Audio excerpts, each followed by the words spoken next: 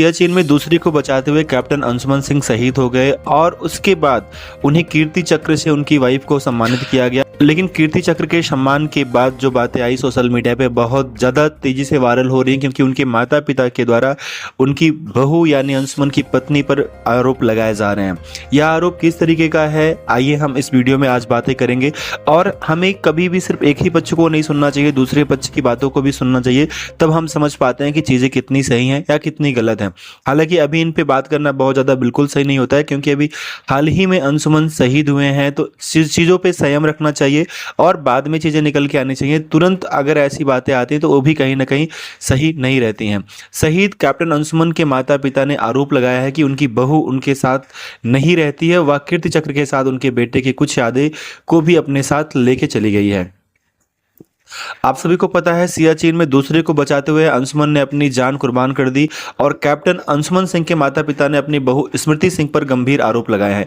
एक तरफ जहां उनके इन आरोपों से हर कोई हैरान है, वहीं पर कहीं ना कहीं उन्हें नसीहत भी मिलती नजर आ रही है कि यह नसीहत राष्ट्रीय महिला आयोग अध्यक्ष रेखा शर्मा ने दी है। उन्होंने कहा है कि उनके माता पिता को इस तरह की चीज़ों को बोलने से बचना चाहिए। दरअसल हाल में ही शहीद कैप्टन अंशुमन सिंह को मरणोपरांत कीर्ति चक्र से सम्मानित किया गया था। यह सम्मान उनकी पत्नी स्मृति सिंह को प्रदान किया गया था।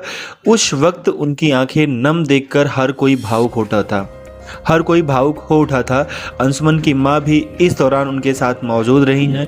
हालांकि कुछ दिनों के बाद स्मृति के सास ससुर ने अपनी बहू पर गंभीर आरोप लगाने शुरू कर दिए। उन्होंने कहा था कि उनकी बहू उन्हें छोड़कर चली गई है और उस एटीएम को भी ब्लॉक कर दिया है जिससे अंशुमन की मां इस्तेमाल करती थी।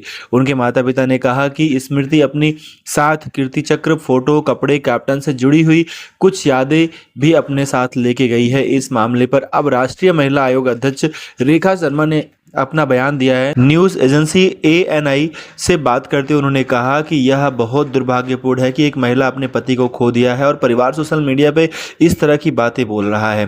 हमने अभी तक केवल एक पक्ष की बातें सुनी है, जबकि दूसरा पक्ष संयम रख रहा है। उन्होंने कहा, मैं उनके सास ससुर से अपील करती हूँ कि वह भी संयम रखें, उस लड़की के खिलाफ कुछ ना बोले जिसे अभी अपनी पूरी जिंदगी जीनी है।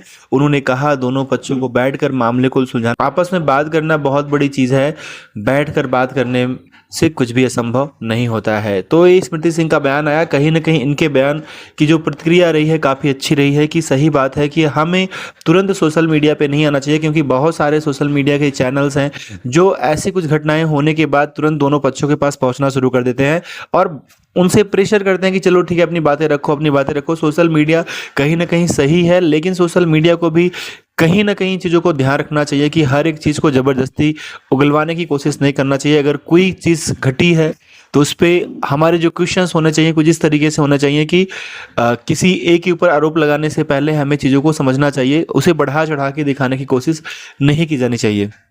ये सोशल मीडिया का भी कर्तव्य होता है और कहीं ना कहीं थोड़ा सा संयम रख के चीज़ों पे बातें अगर की जाती हैं तो सब कुछ सही हो जाता है। रियलिटी यही है। अगर आप हमारे इस सोशल मीडिया यूट्यूब चैनल से जुड़ते हो तो आपको आगे के ऐसे अपडेट मिलते रहेंगे। Thank you. जय हिंद।